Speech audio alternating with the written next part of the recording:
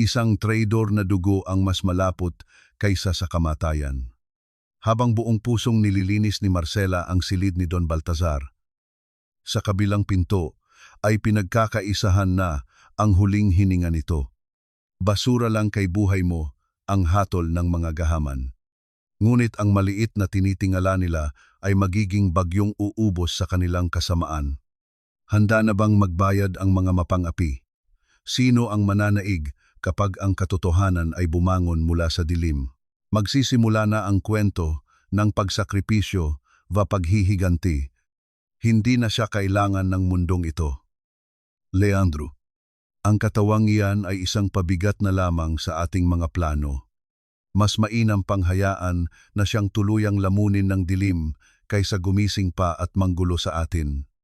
Ang malamig na tinig ni Doña Felicidad ay tila isang matalim na balisong na humiwa sa katahimikan ng silid sa lumang marangyang VIP room ng ospital, kung saan ang bawat gamit ay kumikinang sa ilalim ng bumbilya. Ang mga salitang iyon ay narinig ni Marcela habang siya ay nakaluhod sa malamig na sahig. Hawak niya ang isang lumang planggana ng maligamgam na tubig at isang kupas na puting panyo. Sa mga sandaling iyon, dahan-dahan niyang pinupunasan ang mga daliri ni Don Baltazar, ang lalaking nakaratay at walang malay. Natila ba ang bawat haplos niya ay isang dasal para sa muling pagkabuhay nito. Ang kabalintunaan ng sitwasyon ay sapat na upang durugin ang sinumang may puso. Habang ang tunay na kamag-anak ng matanda ay nagnanais ng kanyang kamatayan sa kabilang panig ng nakapinid na pinto. Ang isang hamak na tagalinis, na tulad ni Marcela ang tanging nag-aalaga sa kanya ng may tunay na pagmamahal. Ramdam ni Marcela ang panginginig ng kanyang sariling mga kamay.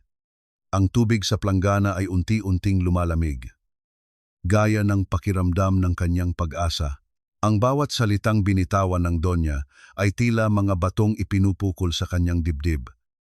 Nagiiwan ng bigat na hindi niya maipaliwanag. Naramdaman ni Marcela ang panunuyo ng kanyang lalamunan. Ang kanyang puso ay tumitibok ng mabilis. Tila isang ibong nagpupumiglas sa loob ng hawla. Hindi niya maingat ang kanyang paningin mula sa maputlang mukha ni Don Baltazar. Sa kabila ng kayamanan at kapangyarihan ng lalaking ito, sa mga sandaling ito, siya ay kasing rupok ng isang tuyong dahon na anumang oras ay maaaring tangayin ng hangin. Ang mga luhang kanina pa pinipigilan ni Marcela ay unti-unting namuo sa kanyang mga mata. Nagpapalabo sa kanyang paningin. Ngunit nanatili siyang tahimik. Natatakot siyang kahit ang pinakamaliit na tunog ng kanyang paghinga ay maging mitsa ng kanyang kapahamakan. Biglang bumukas ang pinto.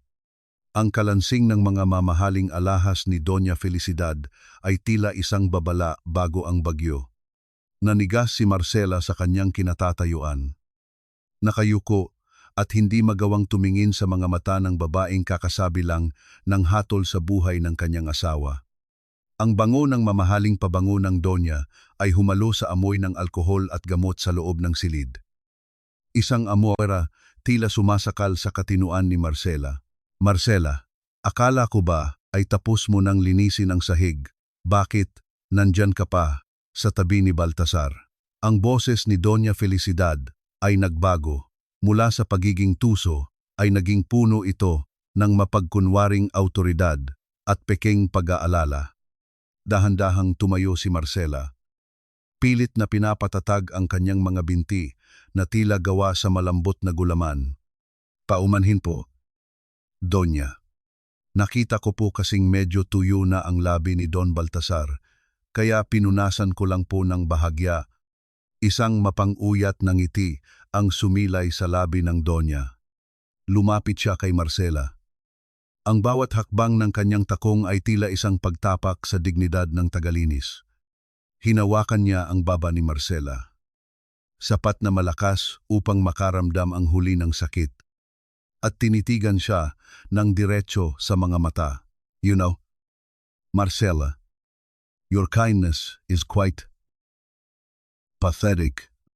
Huwag mong kalimutang dinala ka lang dito para maglinis ng dumi. Hindi para mag-inarte na parang isang nurse o kamag-anak. Isang hamak na kuskus balungos ka lang. Remember that. Ang mga taong tulad mo, mabilis mapalitan, mabilis ding mawala na parang bula kapag naging pakialamera. Binitawan niya ang baba ni Marcela ng may pandidiri. Bago muling nagsalita sa mas mahinahon ngunit mas nakakatakot na tono. And remember, ang kapatid mong si Mateo, napaka-bright na bata. Di ba? Isang maling galaw mo lang. Isang maling salita na lumabas sa labi mo tungkol sa narinig mo. Sisiguraduhin kong ang tanging pangarap na matutupad niya ay ang maging tambay sa kalye. Do you understand me? Marcela. Tumango si Marcela. Ang kanyang mga mata ay nakapako sa sahig na dati niyang nililinis ng buong tapat. Ang bawat salita ng Donya ay tila isang lason na dahan-dahang kumakalat sa kanyang sistema. Hindi na siya makahinga ng maayos. Ang hangin sa loob ng VIP room ay naging kasing bigat ng bakal. Nang lisanin ni Doña Felicidad at Leandro ang silid, naiwan si Marcela sa harap ng kama ni Don Baltasar. Ang katahimikan ay muling bumalik. Ngunit hindi na ito ang katahimikan ng kapayapaan. Ito ay katahimikan ng isang sementeryo. Tiningnan ni Marcela ang kanyang mga kamay, ang mga kamay na sanay sa hirap, sa sabon, at sa pagod. Napagtanto niya na sa mundong ito ng mga muntalban, ang katotohanan ay isang marangyang bagay na hindi kayang bayaran ng isang mahirap na tulad niya. Tumitig siya sa nakapikit na mga mata ni Don Baltasar. Sa kanyang isipan, isang tanong ang paulit-ulit na umaalingaw-ngaw. Tila isang malungkot na himig sa gitna ng kadiliman. Hanggang kailan nga ba kayang tiisin ng isang kaluluwa ang pagyurak sa kanyang dangal para sa kaligtasan ng mahal sa buhay at sa larong ito ng pera at kapangyarihan? May pag-asa pa bang marinig ang tinig ng isang taong ang tanging sandata ay ang kanyang piping malasakit? Nakaalis na ang mga demonyo sa silid.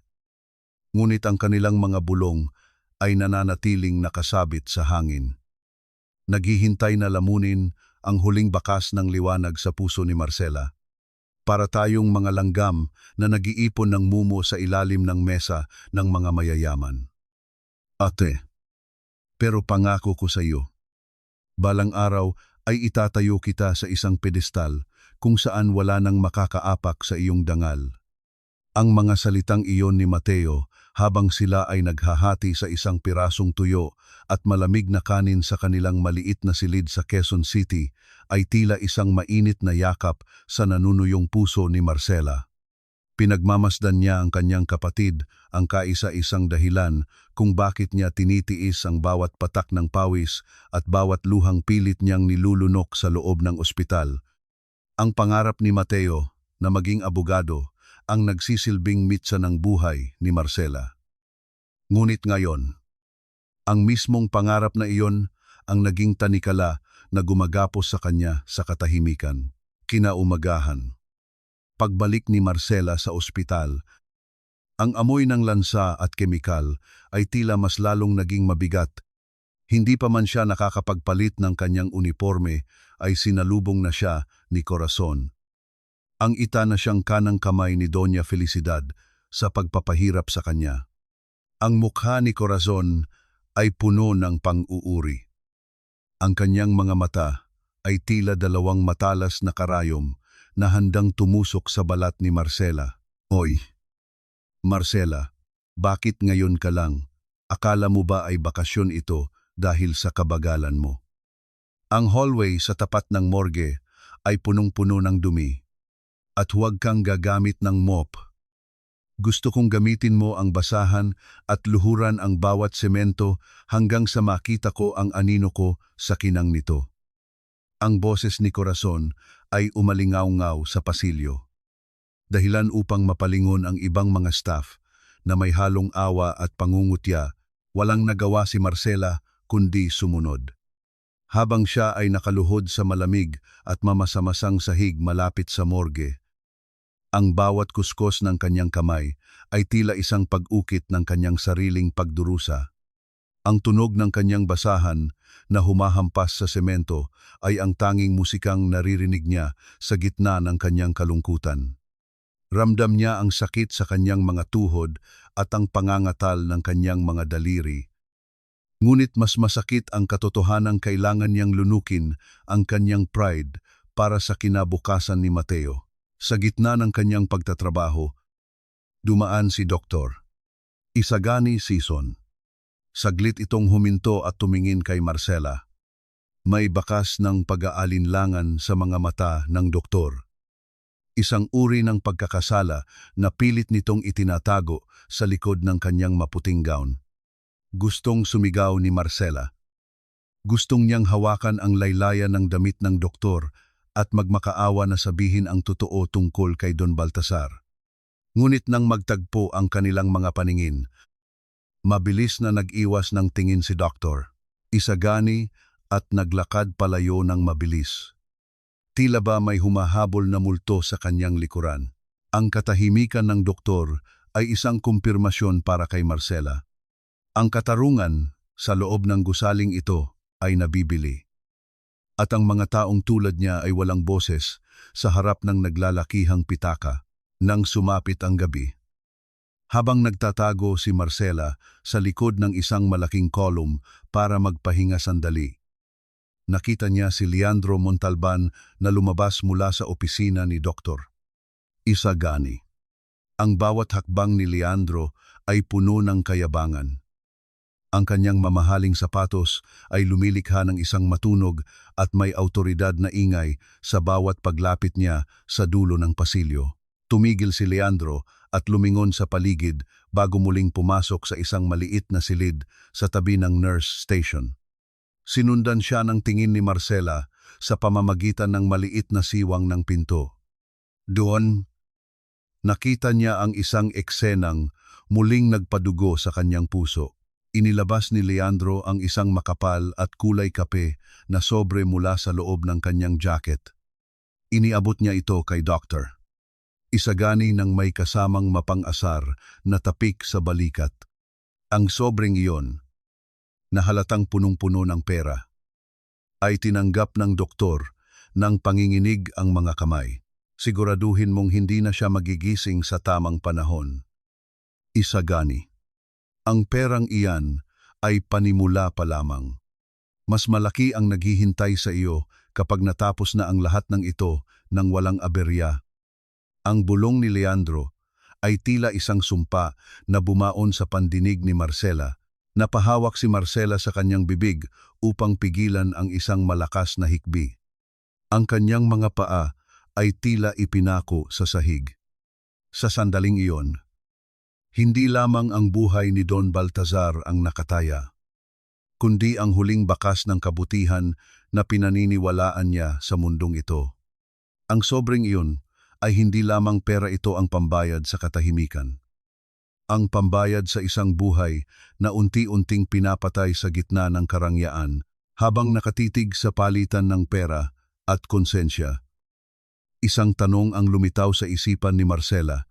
Hanggang kailan siya mananatiling saksi sa isang krimen na unti-unting lumalamon sa kanyang pagkatao? At ano ang gagawin niya kapag ang mga taong may kapangyarihan ay nagpasya ng itikom ang kanyang bibig ng tuluyan? Don Baltasar, gising na po kayo. Maawa po kayo sa sarili ninyo. At maawa na rin po kayo sa akin. Ang boses ni Marcela ay isang basag na bulong na humahalo sa hagupit ng ulan sa labas ng bintana ng VIP room. Madilim ang paligid. Ang tanging liwanag ay nagmumula sa mga makinaryang nagbabantay sa bawat hininga ng matanda. Sa gitna ng katahimikan ng gabi, ang silid na ito ang tanging lugar kung saan hindi kailangang magsuot ng maskara si Marcela. Dito, hindi siya ang hamak na tagalinis na pwedeng tapakan. Dito, siya ang tanging saksi sa isang buhay na unti-unting ninanakaw. Umupo si Marcela sa tabi ng kama. ang kanyang mga tuhod, ay kumakabit pa rin sa sakit mula sa ilang oras na pagluhod sa semento ng morgue.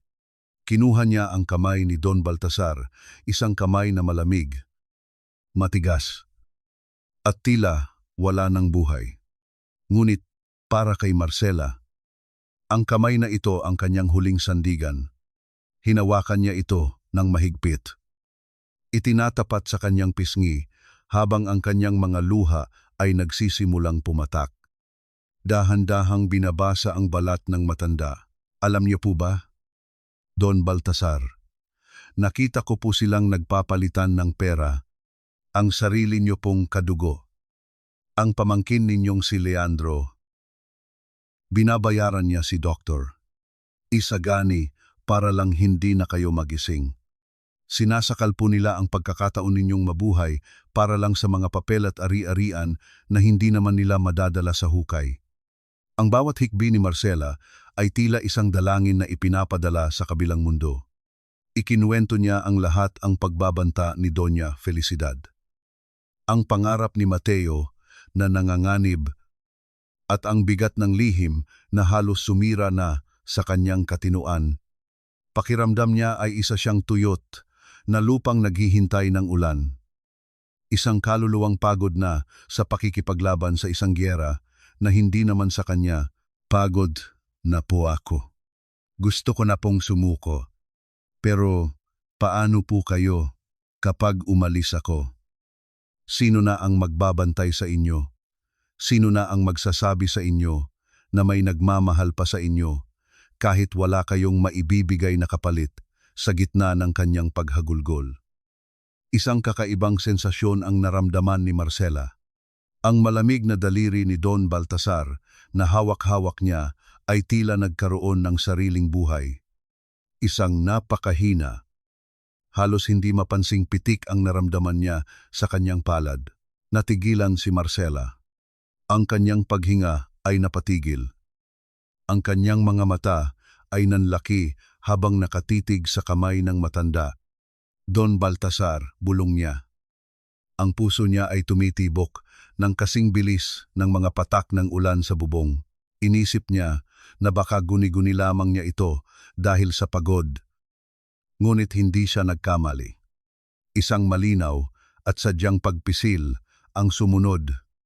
Mahina ito, parang isang paos na tinig na humihingi ng tulong.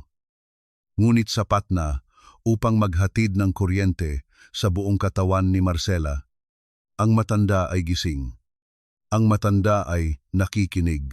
Isang matinding bugso ng emosyon ang lumitaw sa dibdib ni Marcela, isang halong takot, kaba, at isang uri ng kaligayahang hindi niya akalaing mararamdaman pa niya sa loob ng impyernong ito. Hindi siya nag-iisa.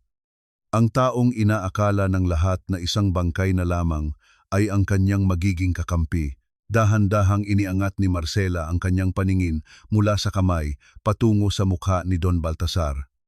Sa ilalim ng malamlam na liwanag ng monitor, nakita niya ang dahan-dahang paggalaw ng mga talukap ng mata ng matanda. Ang mga pilikmata nito ay nanginig bago unti-unting bumukas. Inilalantad ang mga matang puno ng kalituhan, sakit, at isang nag-aapoy na galit na tila nanggagaling sa kailaliman ng kanyang kaluluwa. Ang mga mata ni Don Baltasar ay dumapo sa mga mata ni Marcela. Walang salitang lumabas sa kanyang bibig. Ngunit ang lalim ng kanyang titig ay nagsasalita ng libo-libong pangako. Sa sandaling iyon, ang hangin sa loob ng silid ay tila nagbago ang timpla. Ang amoy ng kamatayan ay napalitan ng amoy ng pag-asa. Nanigas si Marcela. Ang kanyang kamay ay nananatiling nakakapit sa kamay ng matanda. Ang kanyang mundo ay tila huminto sa pag-ikot habang tinititigan ang mga matang iyon, ang mga matang nakakita sa kanyang paghihirap. Ang mga matang nakarinig sa kanyang mga sikreto. Ngunit ang katahimikan ay nabasag nang marinig ni Marcela ang mabibigat na yabag ng sapatos sa labas ng pasilyo. Ang tunog ng papalapit na panganib ay tila isang babala na ang kanilang lihim ay kailangang manatiling tago. O pareho silang lalamunin ng kadiliman. Ang kababaang loob ay isang biyaya. Marcela, at ang mga taong tulad mo ay dapat magpasalamat dahil binibigyan kayo ng pagkakataong maglingkod sa mga taong pinili ng Diyos na maging higit sa inyo. Ang boses ni Doña Felicidad ay parang pulot na may halong lason habang umaalingaw-ngaw ito sa labi ng ospital. Ngayong umaga, nagpasya ang mabait na Donya na magsagawa ng isang charity mission, isang palabas para sa mga mamamahayag at sa mga board member ng ospital. Nakasuot siya ng puting-puting damit. May hawak na rosaryo sa isang kamay at isang mangkok ng mainit na sopas sa kabila. Ang bawat ngiti niya sa harap ng kamera ay tila isang insulto sa katotohanang nakatago sa loob ng VIP room ni Don Baltasar. Si Marcela ay nakatayo sa gilid. Hawak ang kanyang walis at basurahan. Pilit na nagtatago sa likod ng mga dambuhalang paso ng halaman. Ngunit ang mga mata ni Felicidad, na kasing talas ng salawin, ay hindi siya pinayapang makapagtago. Alam ng Donya na si Marcela ang nakakaalam ng kanyang lihim.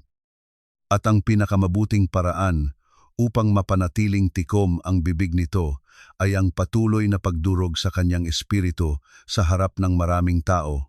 Halika rito. Anak. Tawag ni Felicidad kay Marcela. Ang kanyang tinig ay puno ng peking lambing na nagpapatayo ng balahibo ng huli. Napilitang lumapit si Marcela. Ang bawat hakbang niya ay tila paglakad sa ibabaw ng nagbabagang uling. Nang makalapit siya, sadyang binitiwan ni Felicidad ang hawak niyang mangkok ng sopas. Bumagsak ito sa sahig. Nagkalat ang mainit na sabaw at mga piraso ng manok sa sapatos ni Marcela at sa makintab na tiles. Ay, Diyos ko! Ang aking katangahan! Bulalas ni Felicidad. Sabay takip ng kamay sa kanyang bibig na tila ba gulat na gulat, ngunit sa kanyang mga mata, nakita ni Marcela ang isang mapanuyang kislap. Marcela, pakilinisan ito agad. Ayaw nating may madulas na ibang pasyente. Di ba, sabi ko nga sa iyo, ang paglilingkod ay isang paraan ng paghuhugas ng kasalanan. Dahan-dahang lumuhod si Marcela sa harap ng Donya, sa harap ng mga taong abala, sa pagkuha ng litrato at sa harap ng mga nurse na nagbubulungan. Ginamit niya ang kanyang sariling panyo upang simulan ang pagpunas sa malapot na likido. Habang ginagawa niya ito, naramdaman niya ang dahan-dahang pagpatak ng mainit na sabaw sa kanyang mga daliri. Ngunit mas masakit ang nararamdamang init ng hiya na lumalamon sa kanyang pagkatao. Galingan mo ang pagpahid. Marcela, huwag kang titigil hanggat hindi ito malinis na malinis. Iyan ang tanging bagay na magaling ka. Di ba, ang lumuhod at maglinis ng dumi ng iba. Bulong ni Felicidad. Nasapat lang upang marinig ni Marcela. Ang bawat salita ay tila isang latay ng latigo sa kanyang likuran. Ramdam ni Marcela ang panginginig ng kanyang mga balikat. Ang kanyang paningin ay naglalabo dahil sa mga luhang pilit niyang itinatago sa pamamagitan ng pagyuko ng malalim. Ang bawat pagpisil niya sa basahan ay tila pagpisil sa kanyang sariling puso. Gusto niyang sumigaw. Gusto niyang sabihin sa lahat na ang babaeng ito ay isang mamamatay tao, na ang babaeng ito ang nagnanakaw sa huling hininga ng kanyang sariling asawa. Ngunit naisip niya si Mateo, naisip niya ang scholarship nito, naisip niya ang banta ni Felicidad. Sa gitna ng kanyang paghihirap, naalala ni Marcela ang titig ni Don Baltasar kagabi. Ang titig na iyon ang naging tanging sandata niya laban sa kalupitan ng mundo. Kahit na nakaluhod siya ngayon sa putikan, alam niyang may isang taong umaasa sa kanya sa itaas. Nang matapos ang eksena at umalis na ang mga tao, kasunod ng nagmamalaking Donya, Naiwan si Marcela na mag-isa sa lobby. Ang kanyang mga tuhod ay namamanhid na sa sakit. At ang amoy ng sopas ay nananatili sa kanyang uniforme, isang paalala ng kanyang pagkatalo ngayong araw. Tumayo siya ng dahan-dahan. Ngunit bago pa man siya makabalik sa kanyang janitor's closet, isang maliit na papel ang biglang sumulpot sa kanyang harapan. Isang batang pasyente ang nag-abot nito bago mabilis na tumakbo palayo. Binuksan ni Marcela ang lukot na papel nang nanginginig ang mga kamay. Doon, may nakasulat na 5 salita sa pulang tinta na tila gawa sa dugo. Huwag kang magtiwala sa kanino man. Napatingin si Marcela sa paligid. Ang ospital na dati niyang itinuturing na lugar ng paghilom ay naging isang maze ng mga anino at panganib. Sino ang nagbigay ng papel na ito? Sino pa ang nakakaalam ng kanyang ginagawa?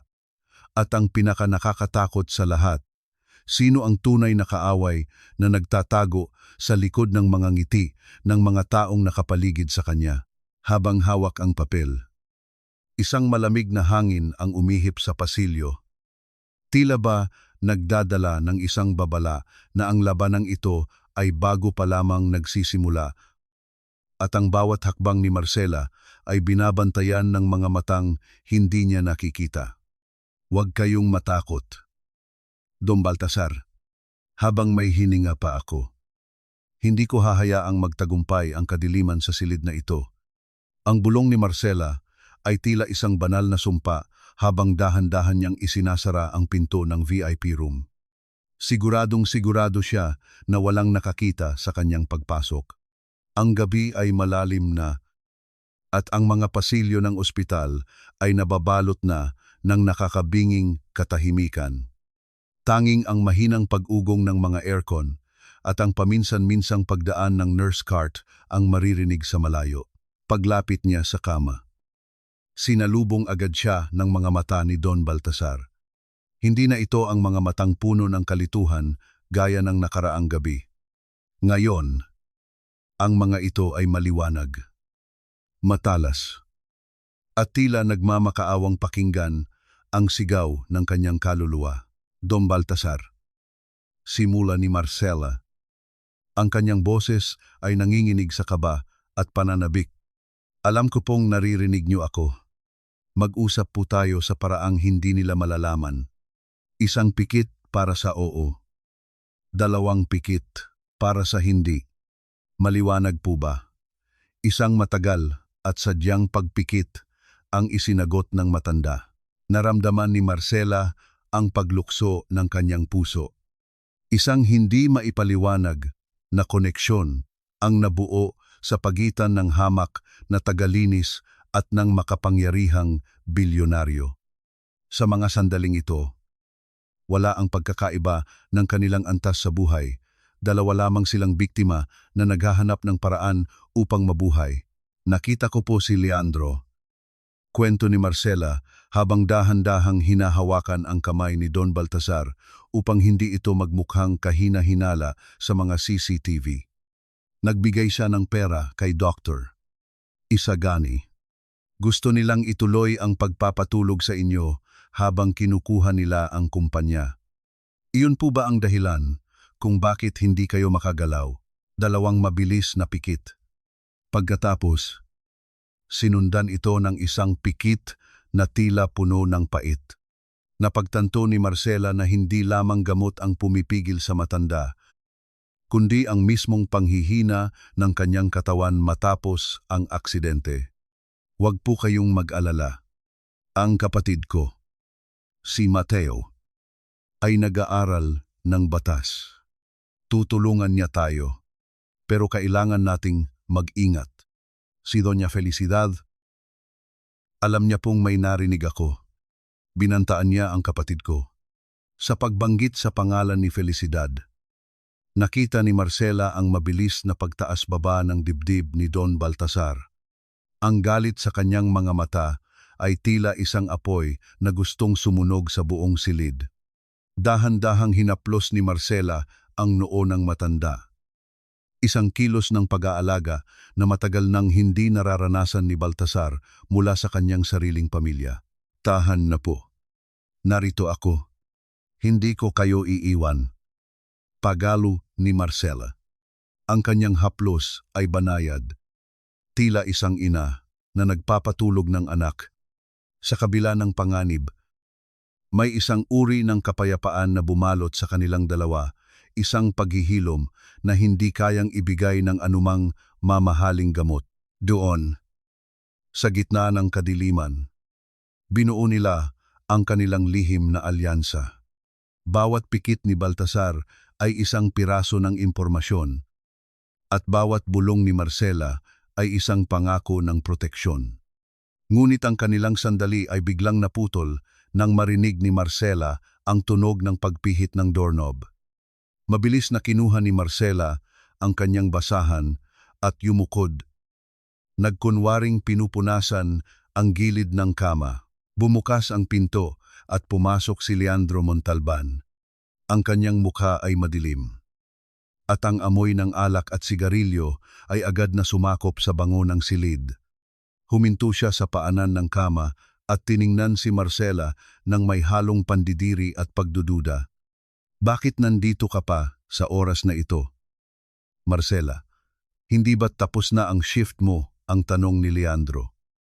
Ang kanyang boses ay malamig at puno ng pananakot. Paumanhin po, Sir Leandro. May natapon lang po kasing tubig, kaya minabuti ko pong linisin agad para hindi po pamahayan ng mikrobyo ang silid ni Don Baltasar. Sagot ni Marcela. Hindi iniangat ang kanyang ulo. Lumapit si Leandro. Ang kanyang bawat hakbang ay tila isang paghatol. Tumigil siya sa tabi ni Marcela at tiningnan ng matagal ang mukha ng kanyang tiyuhin. Masyado kang masipag para sa isang tagalinis. O baka naman, may iba kang ginagawa rito. Biglang hinawakan ni Leandro ang braso ni Marcela at pilit itong iniangat. Tingnan mo ako sa mata. Marcela, ano ang pinagbubulungan ninyo ng matandang ito? Napatingin si Marcela kay Don Baltasar. Ang matanda ay muling nagkunwaring walang malay. Ngunit ang kanyang mga daliri ay bahagyang nanginig sa ilalim ng kumot. Ramdam ni Marcela ang matatalas na kuko ni Leandro na bumabaon sa kanyang balat. Ang kaba sa dibdib ni Marcela ay tila isang tambol na sumasabog. Habang ang mga mata ni Leandro ay tila sinusuri ang bawat sulok ng kanyang kaluluwa.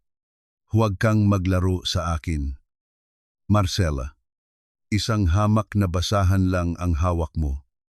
Pero ang mga mata mo ay tila may itinatagong ginto. Sabihin mo sa akin, ano ang balak mo sa tiyuhin ko? Ang boses ni Leandro ay tila isang malapot na putik na bumabalot sa katinoan ni Marcela. Ang higpit ng pagkakasakal nito sa kanyang braso ay nagiiwan na ng mapupulang marka sa kanyang balat. Ngunit pilit na nanatiling tikom ang bibig ng dalaga. Tiningnan niya ang sahig. Iniisip ang bawat butil ng alikabok na kanyang nilinis.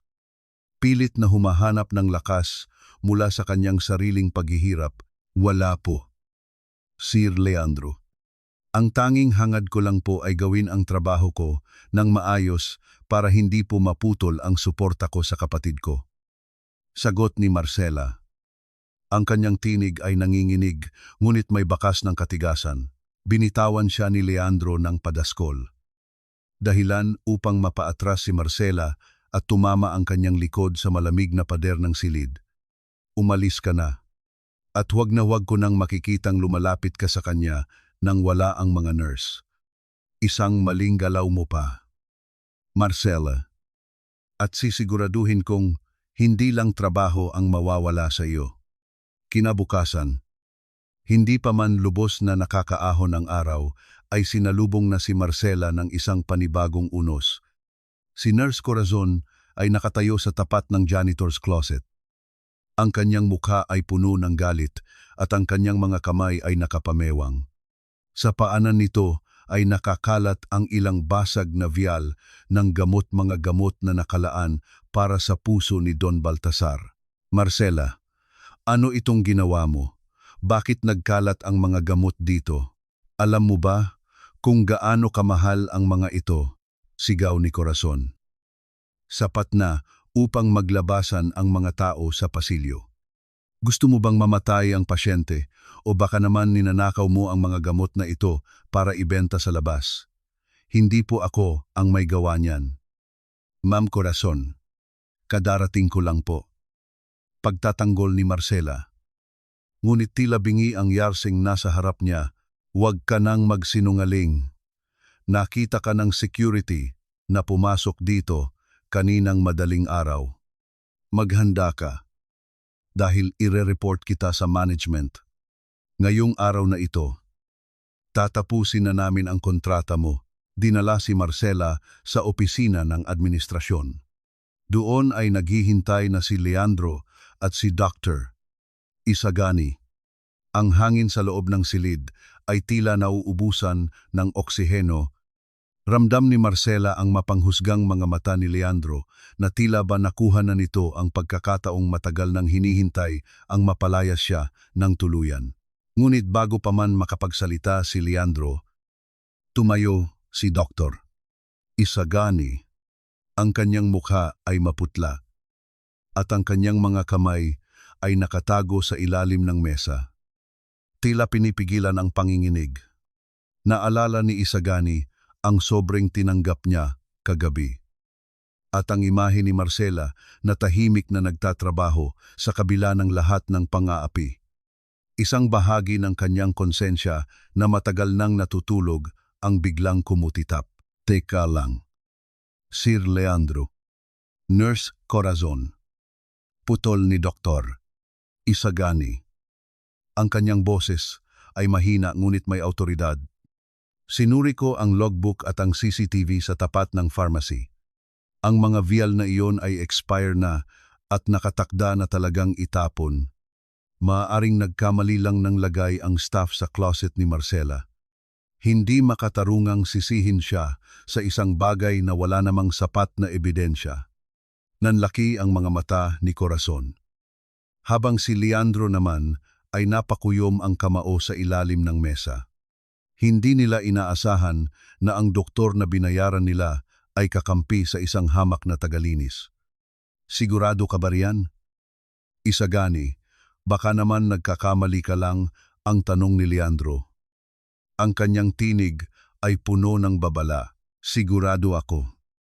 Sir, ayaw nating magkaroon ng gulo sa board kung malalamang may maling protocol sa pagtatapon ng basura ang ospital na ito. Di ba pagmamatigas ni Isagani? Dahil sa takot na mabulgar ang sarili nilang kapabayaan, napilitang manahimik sina Leandro at Corazon. Pinayagang bumalik sa trabaho si Marcela. Ngunit alam niyang pansamantala lamang ang kaligtasang ito. Nang hapon ding iyon, habang itinatapon ni Marcela ang mga basura mula sa VIP floor, napansin niya ang isang itim na plastic bag na itinapon ni Corazon sa gilid ng service elevator. Palihim itong binuksan ni Marcela. Sa loob, natagpuan niya ang isang unopened vial ng gamot, ang tunay na gamot na dapat ay ibinibigay kay Don Baltazar upang magising ito. Itinapon ito ni Corazon upang palitan ng sedatives na nagpapanatiling tulog sa matanda. Nanginginig ang mga kamay ni Marcela habang hawak ang vial. Ito na ang katibayan. Hindi lamang nila hinahayaang matulog si Don Baltazar. Dahan-dahan nila itong pinapatay sa pamamagitan ng pagkakait ng lunas. Itinago ni Marcela ang vial sa loob ng kanyang medyas. Alam niyang sa bawat segundong lumilipas, ang buhay ni Don Baltazar ay unti-unting nauubos. Ngunit sa paghawak niya sa maliit na bote ng salamin na iyon, naramdaman ni Marcela ang isang uri ng tapang na hindi niya akalaing taglay niya. Hindi na lamang ito tungkol sa scholarship ni Mateo. Ito ay tungkol sa isang buhay na ipinagkatiwala sa kanya ng tadhana habang naglalakad pabalik sa pasilyo. Narinig ni Marcela ang mahinang tunog ng pagpihit ng gulong ng isang wheelchair. Paglingon niya, Nakita niya si Doña Felicidad na nakatayo sa dulo ng madilim na hallway. Nakatitig sa kanya ng may malamig at misteryosong ngiti. Tila ba alam nito ang bawat iniisip at bawat hawak ng dalaga. Huwag mong isiping nakakalusot ka dahil lamang pinaboran ka ng doktor ngayong araw. Marcela, ang mga anino ay may sariling paraan ng pagsasalita. At sa ospital na ito, ako ang nagmamay-ari ng bawat sulok ng dilim. Ang tinig ni Doña Felicidad ay tila isang malamig na bulong ng hangin na nagpapatindig sa balahibo ni Marcela. Hindi nagbago ang posisyon ng Doña sa dulo ng pasilyo. Ang kanyang figura ay tila isang estatwa ng kamatayan na nababalot ng mamahaling sutla. Sa gitna ng madilim na hallway, ang kislap ng kanyang mga brilyanting hikaw ay tila mga matang nagbabantay sa bawat hininga ng dalaga. Nagmadaling naglakad si Marcela patungo sa silid ni Don Baltasar. Ang kanyang puso ay tumitibok ng kasing bilis ng mga yabag ng kanyang sapatos sa makintab na tiles. Ramdam niya ang bigat ng vial sa loob ng kanyang medyas, isang maliit na bote na may dalang pag-asa. Ngunit maaari ring maging mitsa ng kanyang kamatayan. Nang makapasok siya sa VIP room, agad niyang ibinagsak ang kanyang katawan sa pinto upang siguraduhing sarado ito. Ang tanging tunog na naririnig niya ay ang mahinang pag-ugong ng ventilator ni Don Baltasar. Isang tunog na nagsisilbing paalala na ang bawat segundo ay mahalaga. Don Baltasar, narito na po ako. Bulong ni Marcela habang lumalapit sa kama. Ang kanyang mga mata ay puno ng pag-aalala. May nahanap po ako. Itinatapon nila ang gamot ninyo. Gusto po nila kayong manatiling tulog habang buhay. Isang matagal na pagpikit ang isinagot ng matanda. Ngunit sa pagkakataong ito, may kakaibang panginginig sa kanyang mga talukap. Ang kanyang mga mata ay hindi lamang puno ng galit, kundi ng isang malalim na pait, isang uri ng pait na tanging ang isang taong pinagtaksilan ng sariling dugo ang makakaunawa. Dahil sa kaba, nagpasya si Marcela na lumabas muna upang itapon ang iba pang basura. Habang naglalakad siya sa tapat ng fire exit, narinig niya ang boses ni Leandro. Mabilis siyang nagtago sa likod ng malalaking tangke ng oxygen. Ang kanyang paghinga ay pinigilan niya hanggang sa sumakit ang kanyang dibdib. Hindi pwedeng magtagal pa ito. Mama, ang boses ni Leandro ay puno ng iritasyon. Ang mga board members ay nagsisimula ng magtanong. Kailangan nating matiyak na ang investigasyon sa aksidente sa sasakyan ay tuluyan ng mabaon sa limot. Kung malalaman nilang pinutol natin ang kable ng preno, tapos tayong dalawa. Nanigas ang buong katawan ni Marcela. Ang kanyang mga kamay ay napakuyom sa hawakan ng kanyang basurahan.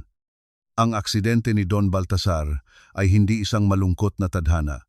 Ito ay isang planadong pagpaslang. Pinutol nila ang preno. Gusto nilang mamatay ang sarili nilang kadugo sa kalsada. At nang hindi ito matuloy, heto sila ngayon sa ospital upang tapusin ang kanilang sinimulan. Huwag kang padalos-dalos.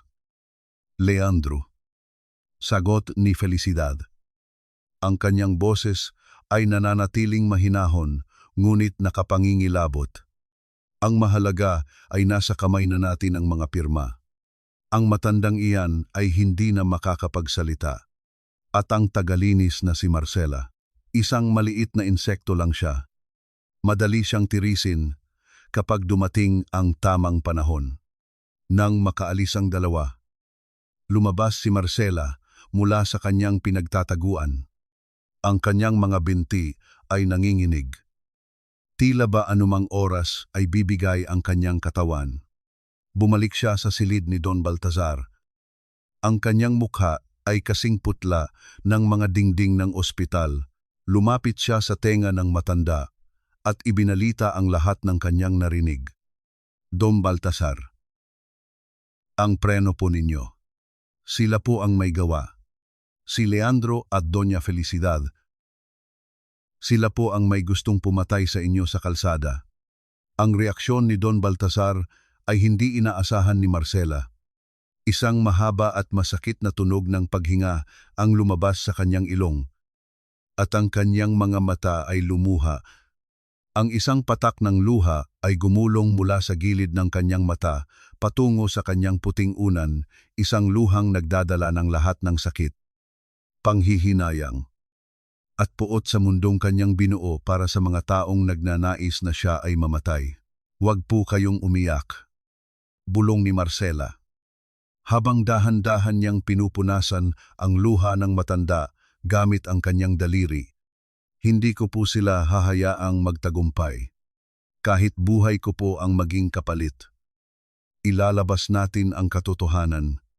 Ito ang kanilang golden moment, isang sandali kung saan ang isang hamak na tagalinis at ang isang traidor na bilyonaryo ay nagkasundo sa gitna ng sakit." Ramdam ni Marcela ang bigat ng obligasyong ito. Ngunit hindi na siya natatakot. Ang galit ni Don Baltasar ay naging sarili niyang galit. Ngunit ang katahimikan ay muling nabasag nang marinig ni Marcela ang isang kakaibang tunog mula sa ilalim ng kama. Isang mahinang pagklik. Tila may isang bagay na bumukas o isang bagay na inilagay doon nang hindi niya nalalaman.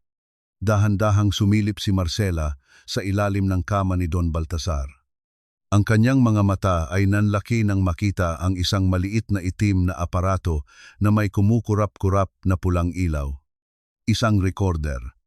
Isang spy device. May nakikinig sa bawat salitang sinabi niya kay Don Baltasar. May nakakaalam na alam na niya ang lahat. "Magkano ba ang halaga ng buhay mo?" Marcela, o baka mas tamang itanong, magkano ang halaga ng kinabukasan ng kapatid mo dahil sa isang pirma ko lang? Pwedeng maging milyonaryo kayong dalawa, o pwedeng maging bangkay kayo bago sumikat ang araw. Ang tinig ni Leandro ay parang lason na dahan-dahang pumapasok sa pandinig ni Marcela. Nakatayo ang lalaki sa gitna ng silid. Hawak ang maliit na itim na recorder na nakuha ni Marcela sa ilalim ng kama. Ang pulang ilaw nito ay tila isang mapanuyang mata na nakasaksi sa lahat ng kanyang mga sikreto. Sa kabilang kamay ni Leandro ay isang makapal na checkbook. Isang sandata ng mga mayayaman upang busalan ang bibig ng mga api. Si Marcela ay nananatiling nakatayo malapit sa bintana. Ang kanyang mga kamay ay mahigpit na nakakapit sa hawakan ng kanyang timba. Ang amoy ng sabon at chlorine sa kanyang mga kamay ay tila naging simbolo ng kanyang hamak na katayuan sa harap ng lalaking nakasuot ng dekalidad na Amerikana. Ramdam niya ang panginginig ng kanyang mga tuhod. Ngunit pilit niyang pinatitigas ang kanyang paninindigan. "Ito, tingnan mo, ang halagang ito," sabi ni Leandro habang isinusulat ang isang numero sa tseke. Inihagis niya ang pirasong papel sa ibabaw ng maliit na mesa sa tabi ng kama ni Don Baltasar. Ang tunog ng pagbagsak ng papel ay tila isang malakas na sampal sa dangal ni Marcela. 5 milyong piso. Sapat na iyan para makatapos si Mateo sa pinakaprestihiyosong law school. At sapat na para makabili kayo ng sariling bahay sa probinsya. Ang kailangan mo lang gawin ay kunin ang pera, mag-resign, at kalimutan ang lahat ng narinig mo sa silid na ito. Napatingin si Marcela sa tseke. Sa buong buhay niya, hindi pa siya nakakakita ng ganoon kalaking halaga. Naalala niya ang mga gabing naghahati sila ni Mateo sa isang latang sardinas. Ang mga araw na kailangan niyang lakarin ang mahabang distansya para lang makatipid sa pamasahe. Ang perang nasa harap niya ay ang sagot sa lahat ng kanyang mga panalangin para sa kanyang kapatid. Naramdaman ni Marcela ang pagbigat ng kanyang dibdib. Ang tukso ay tila isang dambuhalang alon na gustong tumangay sa kanya. Ngunit nang lumingon siya kay Don Baltasar, nakita niya ang mga mata ng matanda na nakapako sa kanya. Bagaman hindi ito makapagsalita, Ang titig ni Baltasar ay puno ng pait at pag-asa, isang titig na tila nagsasabing, "Isa ka rin ba sa kanila? Bakit niyo po ito ginagawa?" "Sir Leandro," ang tanong ni Marcela. Ang kanyang boses ay mahina ngunit matatag. "Kung wala kayong itinatago, bakit kailangan niyo akong bayaran para manahimik?" Tumawa ng mapakla si Leandro.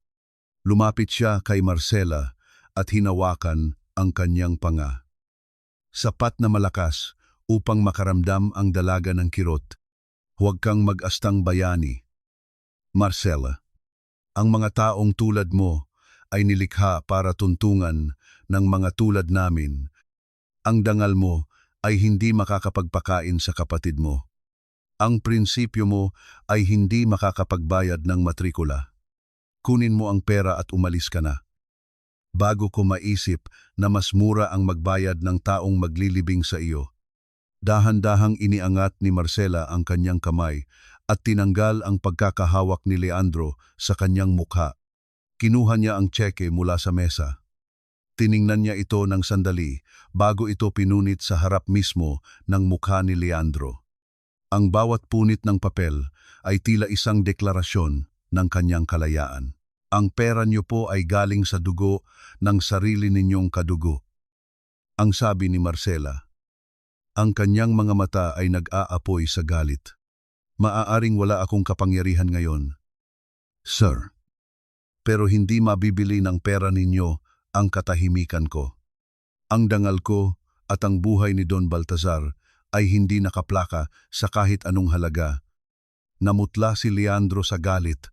Ang kanyang mukha ay naging kasing pula ng apoy. At ang kanyang mga ugat sa leeg ay tila puputok na. "Pinili mo ang mahirap na paraan, Marcela. Sisiguraduhin kong bawat sentimeng tinanggihan mo ngayon ay babalik sa iyo bilang isang sumpa. Hindi mo alam kung anong impyerno ang binuksan mo para sa sarili mo." Nang lisanin ni Leandro ang silid, nang may kasamang malakas na pagbagsak ng pinto. Naiwan si Marcela na nanginginig ang buong katawan. Napaupo siya sa sahig. Ang kanyang mga luha ay nagsimulang pumatak hindi dahil sa panghihinayang sa pera, kundi dahil sa takot para sa buhay nila ni Mateo. Lumapit siya sa kama ni Don Baltasar at hinawakan ang kamay nito. "Huwag po kayong mag-alala. Hindi ko po kayo ipinagpalit." Bulong niya sa gitna ng kanyang paghikbi. Ngunit ang katahimikan ng gabi ay muling nabasag nang tumunog ang telepono ni Marcela. Isang hindi kilalang numero. Pagkasagot niya, isang boses ng lalaki ang nagsalita mula sa kabilang linya, isang boses na nagpahinto sa tibok ng kanyang puso. "Ate, ate, tulong.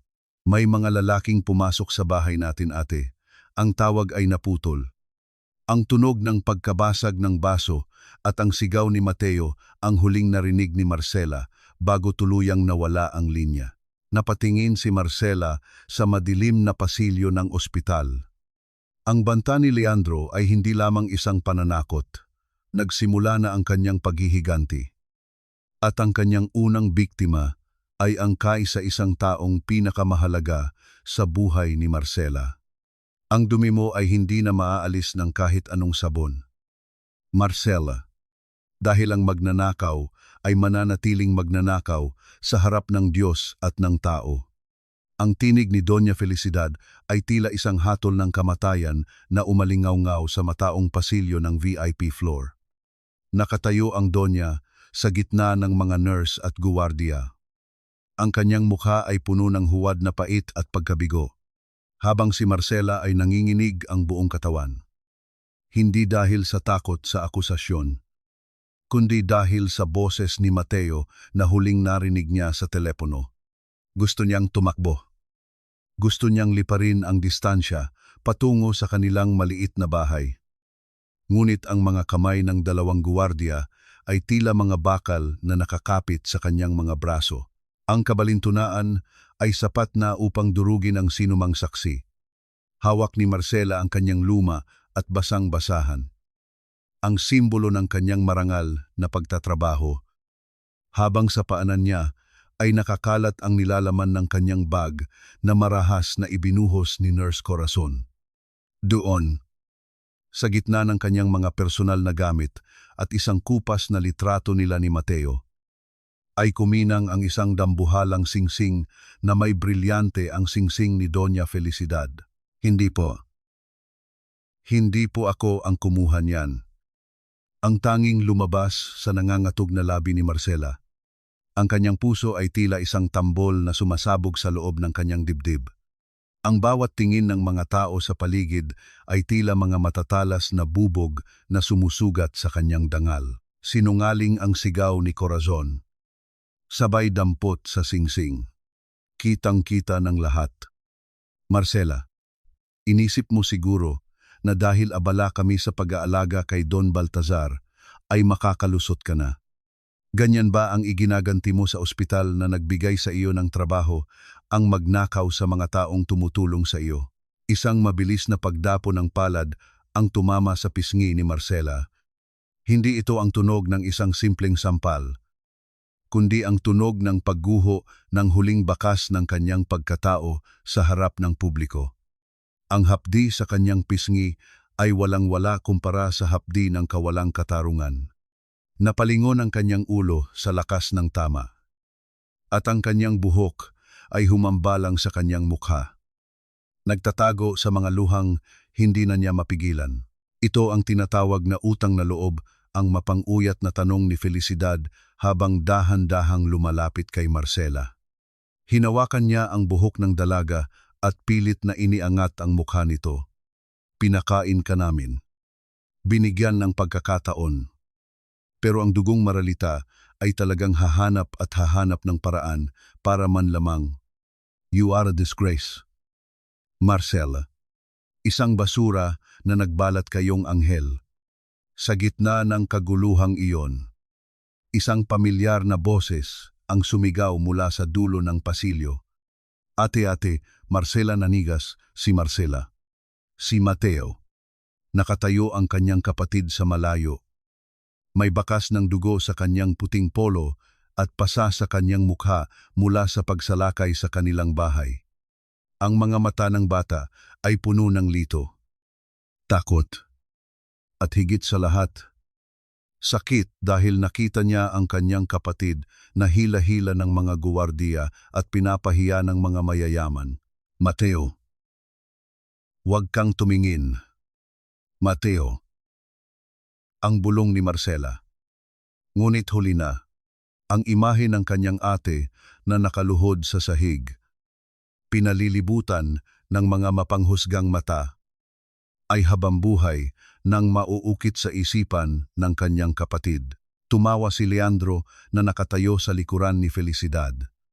Oh, narito na pala ang scholar nating kapatid. Mateo, tingnan mo ang ate mo. Ito ba ang huwaran mo, isang magnanakaw? Siguro ay panahon na para lisanin ninyong dalawa ang Quezon City bago pa kayo mabulok sa kulungan. Ang bawat salita ni Leandro ay tila isang kuko na kumakalmot sa sugatang puso ni Marcela. Gusto niyang sumigaw. Gusto niyang ilabas ang vial ng gamot na nasa kanyang medyas at isampal sa kanila ang katotohanan. Ngunit alam niyang, sa sandaling ito, ang kanyang boses ay walang halaga laban sa kanilang kapangyarihan. Naramdaman ni Marcela ang malamig na bakal ng posas na pilit na ikinakabit sa kanyang mga kamay. Ang kanyang paghinga ay naging mababaw. Ang kanyang paningin ay nagdidilim. Tiningnan niya si Don Baltazar sa malayo. Ang pinto ng silid nito ay bahagyang nakabukas. Sa kanyang isipan, isang huling tanong ang umalingaw-ngaw, kung ang liwanag mismo ang pilit na pumipikit sa gitna ng kasamaan. May pag-asa pa bang makita ang katotohanan bago tuluyang lamunin ng dilim ang lahat ng kanyang ipinaglaban?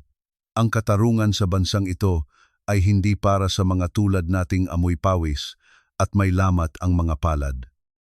Ate, pero hinding-hindi ko hahayaang ang huling alaala ko sa iyo ngayong gabi ay ang mga posas na iyan. Ang tinig ni Mateo ay nanginginig sa pagitan ng hikbi at ng nag-aapoy na determinasyon habang nakatayo siya sa labas ng rehas ng detention cell sa presinto. Ang bawat salita niya ay tila isang sumpa na bumaon sa puso ni Marcela. Nakaupo si Marcela sa malamig na sementong upuan. Ang kanyang mga kamay na nakaposas ay nakapatong sa kanyang kandungan. Ang bawat kalansing ng bakal sa tuwing gumagalaw siya ay tila isang paalala ng kanyang pagkatalo. Sa labas ng presinto, ang ingay ng mga sasakyan at ang paminsan-minsang pagpito ng mga pulis ay nagsisilbing ingay na lalong nagpaparamdam kay Marcela ng kanyang kawalan ng halaga. Ngunit sa kabila ng dumi sa kanyang mukha at ang sakit ng sampal ni Felicidad na tila naroon pa rin sa kanyang pisngi, hindi ang sarili niya ang iniisip niya. Mateo, ang sugat mo, ang pasa mo sa mukha, bulong ni Marcela. Ang kanyang boses ay halos hindi marinig. Lumapit siya sa rehas at pilit na iniabot ang kanyang daliri upang mahawakan ang pisngi ng kapatid. Isang sandali ng katahimikan ang namayani sa pagitan nila, isang golden moment kung saan sa gitna ng rehas at kahihiyan, ang pagmamahal ng magkapatid ang tanging bagay na hindi nagapi ng pera ng mga Montalban. Huwag mo akong alalahanin. Ate, nakita ko ang lahat. Nakita ko kung paano ka nila hiyain, sabi ni Mateo. Ang kanyang mga mata ay unti-unting nawawalan ng takot at napapalitan ng isang matalas na katalinuhan. Hindi nila alam na bago ako tumakbo papalayo sa bahay natin nang pasukin kami ng mga lalaki ni Leandro. Nakuha ko ang backup ng kamera ni Aling Perla. Nakita sa video ang pagpasok ni Corazon sa closet mo bago ang shift mo. At may higit pa roon. Ate, nanlaki ang mga mata ni Marcela. Ang pag-asang akala niya ay tuluyan ng namatay ay muling kumititap sa kanyang dibdib. Habang nangyayari ito sa presinto, sa loob ng isang madilim na opisina sa ospital, si Dr.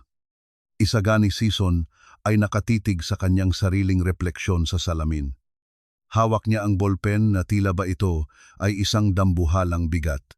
Sa harap niya ay ang mga pekeng medical record ni Don Baltasar na kailangan niyang pirmahan upang tuluyan ng mailipat ang kapangyarihan kay Leandro. Ngunit ang bawat alaala ng pagtanggi ni Marcela sa suhol at ang katapangan ng bata sa harap ng sikat na pamilya ay tila isang kutsilyong bumabaon sa kanyang konsensya. Bumukas ang pinto at pumasok si Leandro. Tapos mo na ba ang mga papeles? Isagani, huwag mong bagalan. Ang tagalinis na iyon ay nasa kulungan na. Wala nang hahadlang sa atin. Tiningnan ni Isagani ang lalaking nasa harap niya. Ang kayabangan ni Leandro ay tila isang lason na nakakasuka. Leandro, ang gamot na ipinapalit niyo. Unti-unti itong sumisira sa puso ni Baltasar. Hindi ito simpleng pagpapatulog. Pinapatay natin siya. Tumawa si Leandro. Isang tunog na walang kaluluwa. Pinapatay, hindi. Isagani, pinapalaya lang natin siya sa mundong hindi na niya kailangan. Pirmahan mo na iyan kung ayaw mong sumunod sa tagalinis na iyon. Nang makaalis si Leandro, naiwan si Isagani na nanginginig. Kinuha niya ang kanyang telepono at tiningnan ang isang file na matagal na niyang itinatago, ang orihinal na resulta ng pagsusuri sa preno ng sasakyan ni Baltasar na ipinabura sa kanya. Isang malalim na hininga ang pinakawalan ng doktor. Ang bagyo ay hindi na lamang namumuo. Ito ay narito na, samantala, sa loob ng selda. Dahan-dahang inilabas ni Marcela ang maliit na vial mula sa kanyang medyas na hindi napansin ng mga pulis dahil sa kaguluhan ng pag-aresto sa kanya. Tiningnan niya ang malinaw na likido sa loob nito. Ito ang kanyang huling baraha. Mateo, bulong ni Marcela habang nakadikit ang kanyang mukha sa rehas. Bumalik ka kay Aling Perla. Sabihin mo sa kanya, kailangan nating hanapin ang taong nag-abot sa akin ng sulat. May kakampi tayo sa loob ng ospital na hindi natin kilala. At Mateo, huwag kang bibitiw. Malapit na tayong makauwi. Ngunit bago pa makasagot si Mateo, isang guwardiya ang lumapit at marahas na tinabig ang bata. Hoy, tapos na ang dalaw, alis na.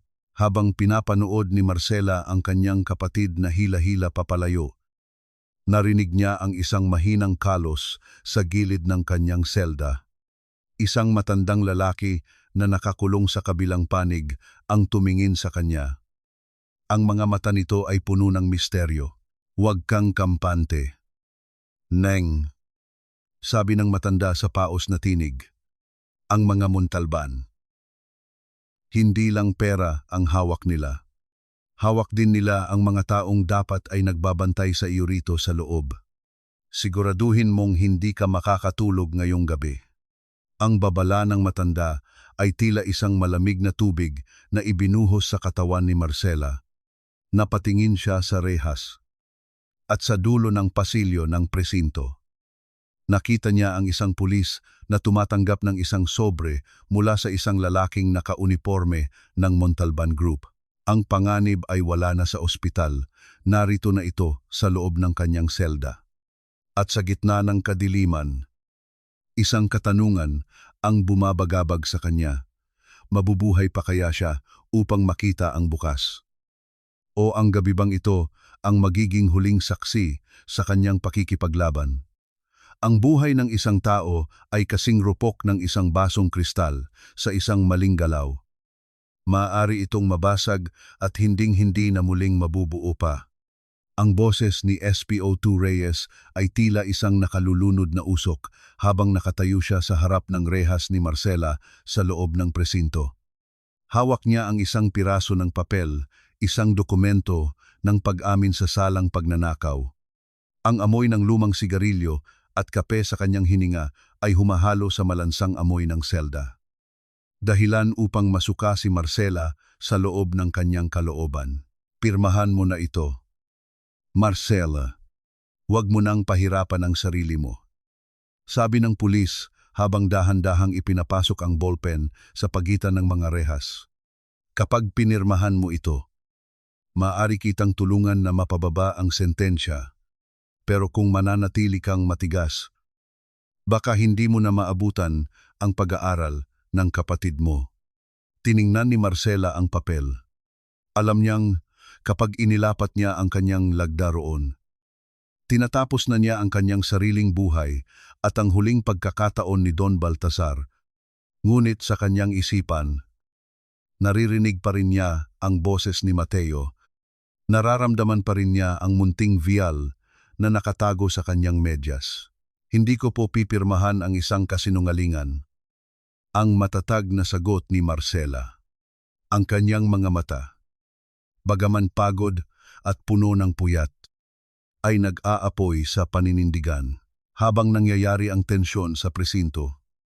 Sa loob ng VIP room sa ospital, ang kamatayan ay dahan-dahang naglalakad. Nakatayo si Leandro sa tabi ng kama ni Don Baltasar.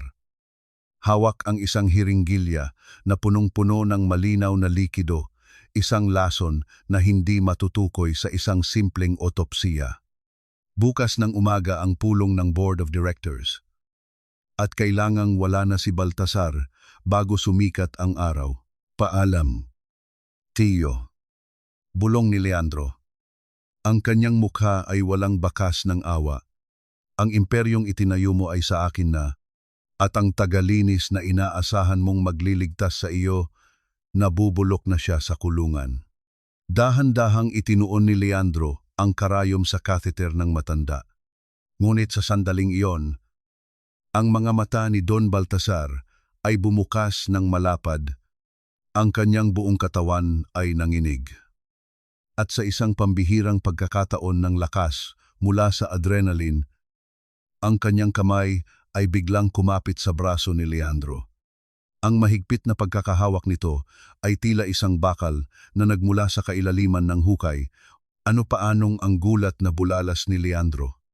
Ang hiringgilya ay bahagyang tumalsik. Ang likido ay tumulo sa puting kumot.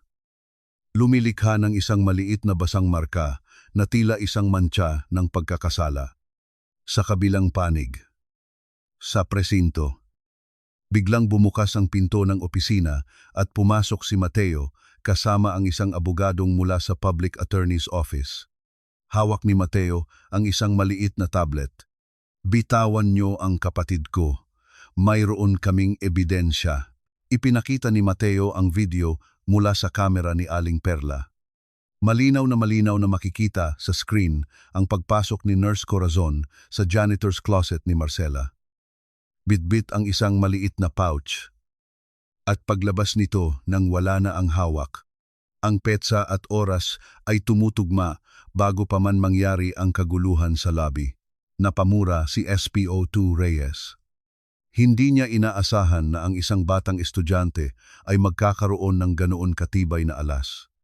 Dahil sa takot na madamay sa isang malaking eskandalo at sa harap ng isang abogado, wala siyang nagawa kundi iutos ang pagpapalaya kay Marcela.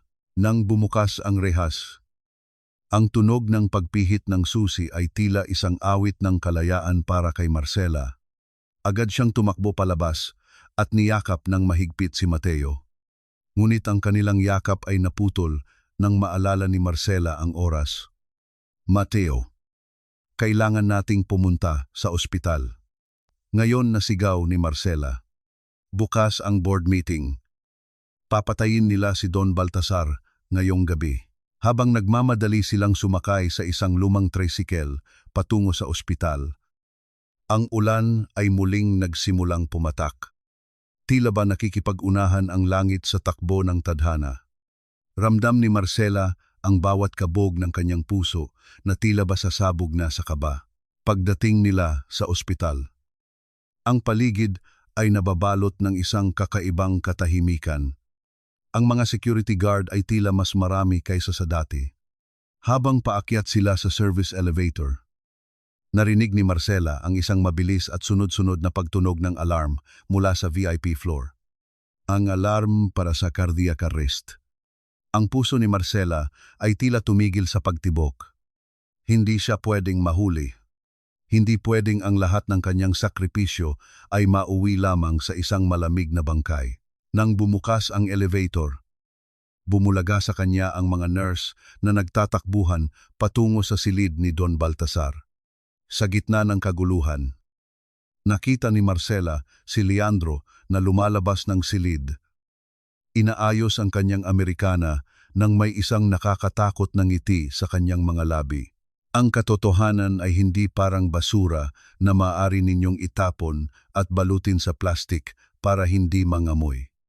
Dahil gaano man kalalim ang pagkakaibaon nito. Darating ang araw na ang lupa mismo ang magsusuka sa inyong mga kasalanan. Ang boses ni Marcela ay hindi na isang mahinang bulong. Ito ay isang kulog na yumanig sa loob ng marangyang boardroom ng Montalban Group sa itaas na palapag ng ospital. Ang mga board member na nakasuot ng kani-kanilang mamahaling vest at tila mga Diyos na nakaupo sa paligid ng dambuhalang mesa ay sabay-sabay na napalingon. Sa pintuan, nakatayo ang isang babaeng nakasuot ng kupas na asul na uniporme ng tagalinis. Ang unipormeng pilit nilang nire-representa bilang simbolo ng kahinaan. Ngunit ang mga mata ni Marcela ay nag-aapoy sa isang uri ng liwanag na hindi kayang bilhin ng kahit anong ginto sa loob ng silid na iyon. What is the meaning of this security? Bakit hinahayaan ninyong makapasok ang isang hampas lupa sa pulong na ito? Ang sigaw ni Leandro ay puno ng kaba na pilit itinatago sa ilalim ng galit. Ang kanyang mukha ay namumutla habang mahigpit niyang hawak ang ballpen na gagamitin sana niya sa pagpirma ng pinal na dokumento para sa pagsasalin ng kapangyarihan. Hayaan ninyo siyang magsalita. Ang malamig at matalim na tinig ni Doña Felicidad ay pumutol sa ingay. Nakaupo ang Doña sa kabisera. Nakasuot ng itim na damit ng pagluluksa, ngunit ang kanyang mga labi ay may bakas ng isang mapanuyang ngiti.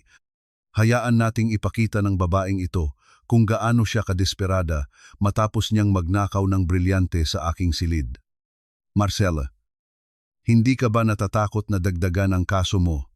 Di ba't nasa loob ka? Dapat ng selda ngayon. Hindi po ako nagnakaw. Doña Felicidad. At alam niyo po iyon sa loob ng inyong konsensya. Kung mayroon pa po kayong ganoon.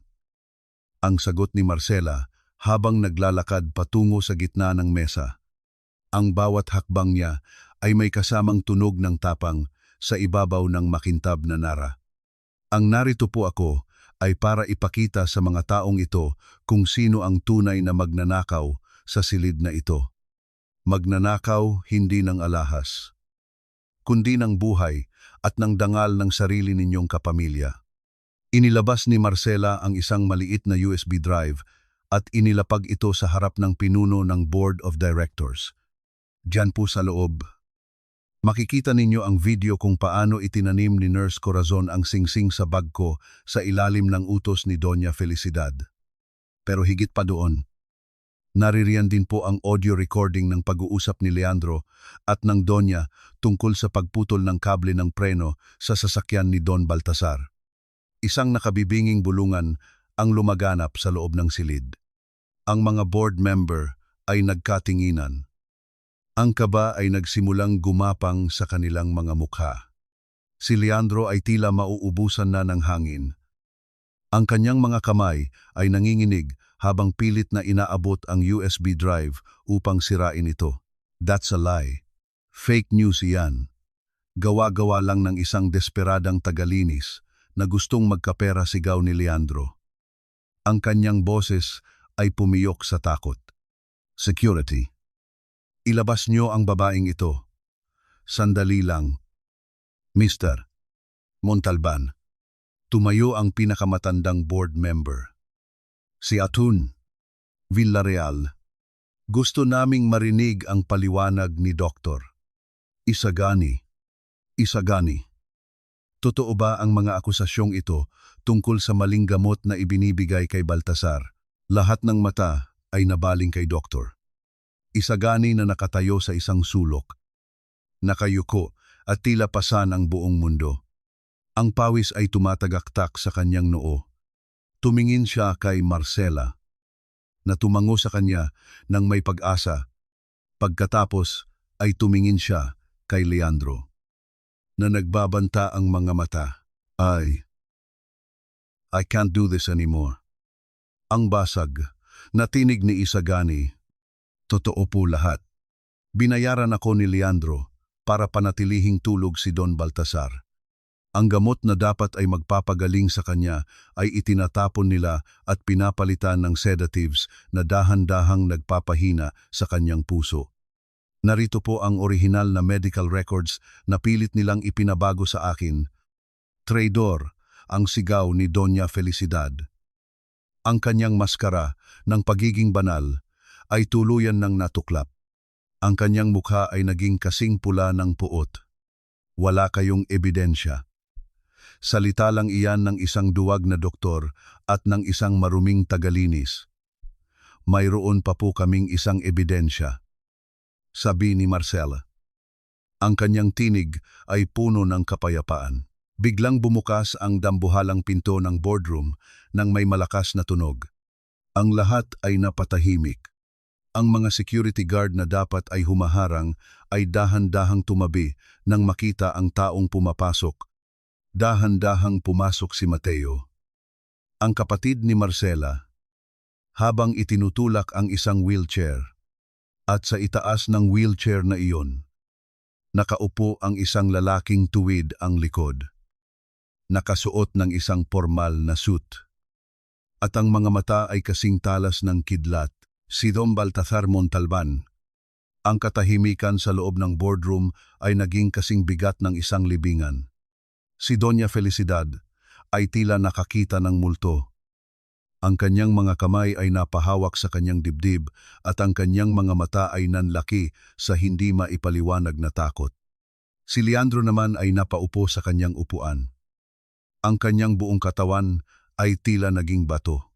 Tumigil ang wheelchair sa dulo ng mesa. katapat ni Felicidad. Tumingin si Don Baltasar sa paligid. Ang kanyang bawat tingin ay tila isang hatol na nagpapaliit sa bawat taong nagtangka sa kanyang buhay. Pagkatapos, tumitig siya ng diretso sa kanyang asawa.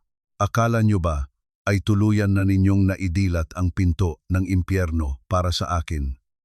Felicidad, ang boses ni Don Baltasar ay paos. Ngunit may autoridad na nagpapanginig sa bawat tiles ng silid. Nakalimutan ninyo na sa bahay na ito, ako ang naglalagay ng pundasyon, at ang pundasyong iyon ay hindi nyo kailanman matitibag ng inyong kasakiman. Tumayo si Don Baltasar mula sa kanyang wheelchair. Dahan-dahan ngunit may paninindigan. Lumapit siya kay Marcela at hinawakan ang kamay nito sa harap ng lahat. Ang magaspang at may kalyong kamay ng tagalinis ay nasa loob ng makinis na palad ng bilyonaryo. Ang babaeng ito, na tinatawag ninyong insekto at basura, ang siyang naging tanging liwanag ko sa gitna ng kadiliman na ginawa ninyo. Sabi ni Baltasar. Ang kanyang boses ay umalingaw-ngaw ng may matinding emosyon. Siya ang tanging hindi tumalikod nang ang lahat sa inyo ay naghahati-hati na sa aking mga labi. Lumingon si Baltasar sa mga pulis na kanina papalihim na nakapasok kasama ni Mateo. Damputin ninyo sila. Ipakita ninyo sa kanila na ang katarungan ay hindi natutulog. Kahit na ang biktima ay nakapikit. Habang pilit na kinakaladkad ng mga pulis si Leandro at si Doña Felicidad palabas ng silid, ang tanging maririnig ay ang histerikong sigaw ng Doña na naninisi sa lahat, at ang pagmamakaawa ni Leandro.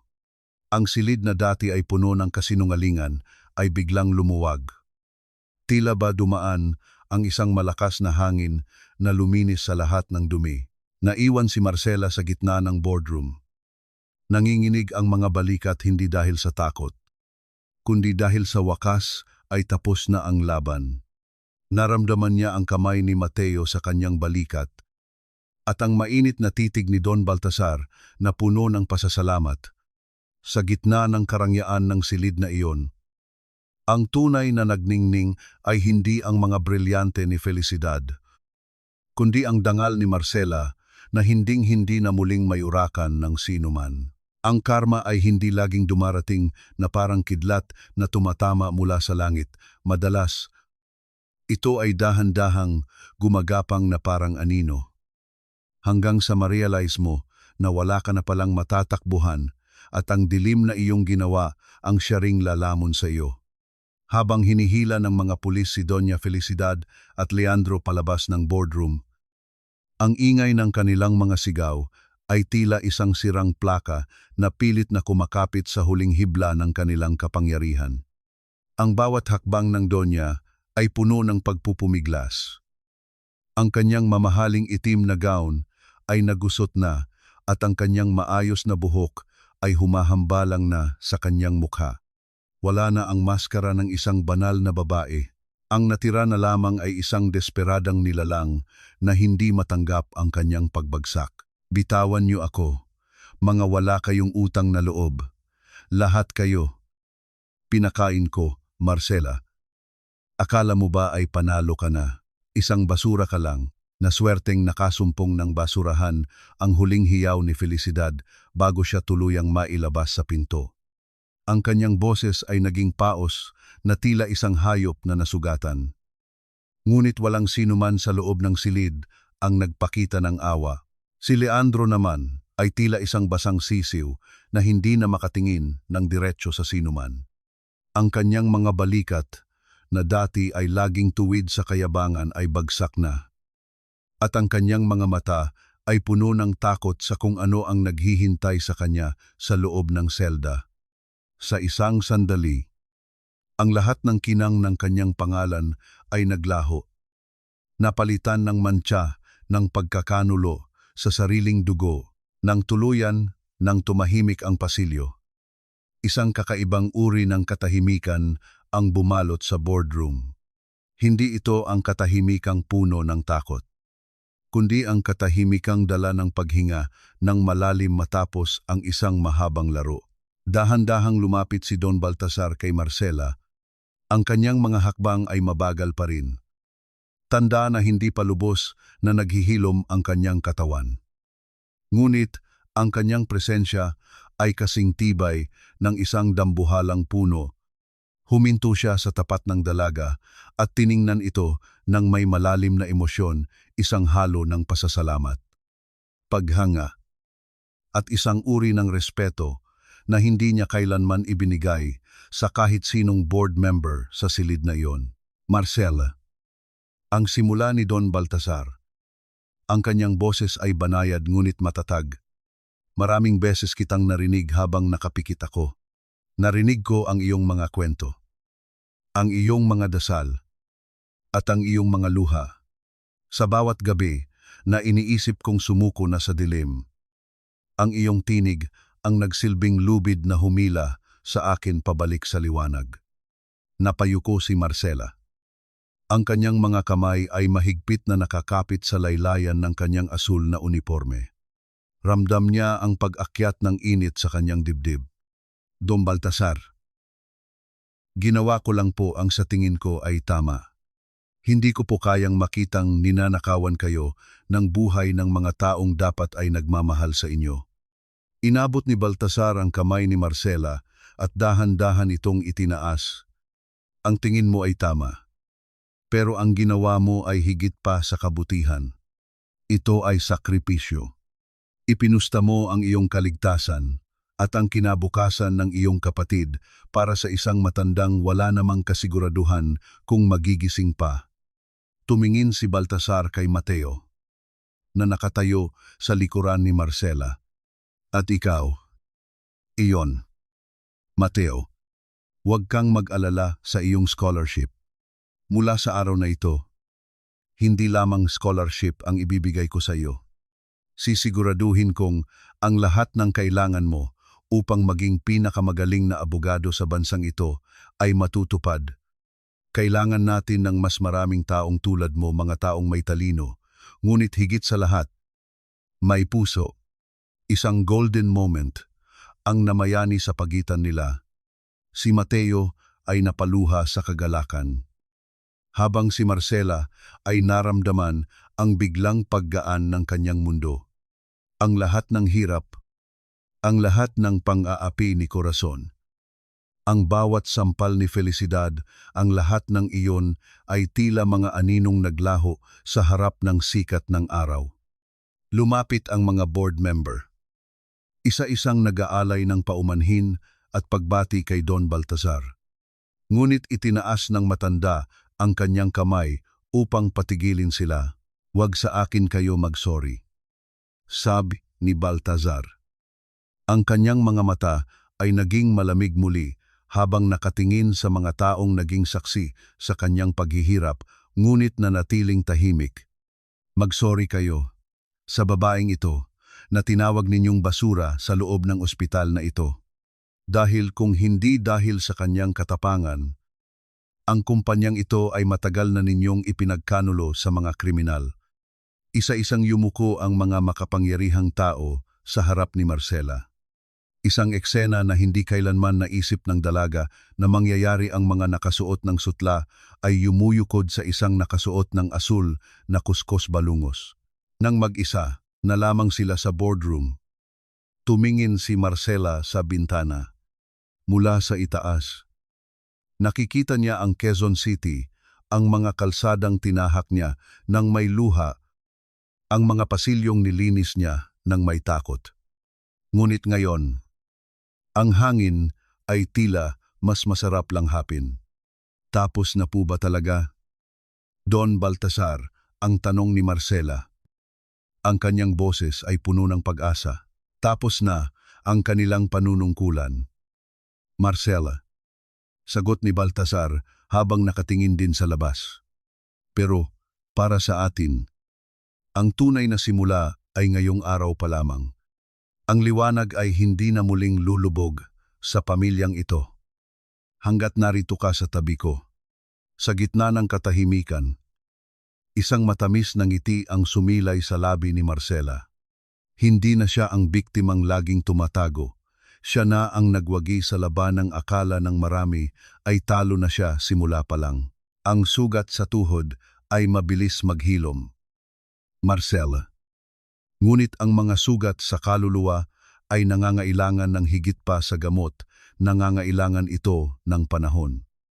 Katahimikan at pusong marunong magpahalaga sa bawat pintig ng buhay. Ang tinig ni Don Baltasar ay kasing lamig at kasing payapa ng simoy ng hangin sa hardin ng kanyang mansyon sa Forbes Park. Ilang buwan na ang lumipas matapos ang unos sa ospital. At ang bango ng mga namumukadkad na sampagita ay tuluyan ng pumalit sa amoy ng alkohol at gamot na naging bahagi ng buhay ni Marcela. Nakaupo ang dalaga sa isang puting sementong upuan. Pinagmamasdan ang dahan-dahang paglubog ng araw na nagbibigay ng kulay ginto sa paligid. Hindi na suot ni Marcela ang kanyang asul na uniforme. Ngayon, nakasuot siya ng isang simpleng bestidong kulay krema. Ngunit ang kanyang mga kamay, ang mga kamay na may mga peklat ng hirap, ay nananatiling nakapatong sa kanyang kandungan. Paminsan-minsan, nakakalimutan niya ang kanyang bagong katayuan at bigla na lamang siyang tatayo upang pulutin ang isang tuyong dahon o ayusin ang isang nakatabing paso. Isang habit na tila nakaukit na sa kanyang pagkatao. Hindi ka natagalinis dito. Marcela. Ang malambot na paalala ni Don Baltasar habang dahan-dahang lumalapit sa kanya, gamit ang isang baston na gawa sa mamahaling kahoy. Ang mansyong ito ay hindi kumpanya, ito ay tahanan. At sa tahanang ito, ikaw ang nag-iisang liwanag na nagpapanatili sa akin dito. Napangiti si Marcela. Isang ngiting hindi napilit. Isang ngiting abot hanggang sa kanyang mga mata. Minsan po ay mahirap lang talagang maniwala. Don Baltasar. Parang panaginip lang po ang lahat ng ito. Na sa wakas, si Mateo ay hindi na kailangang mag-alala kung may pambayad ba kami sa kuryente o kung may kakainin ba kami sa gabi.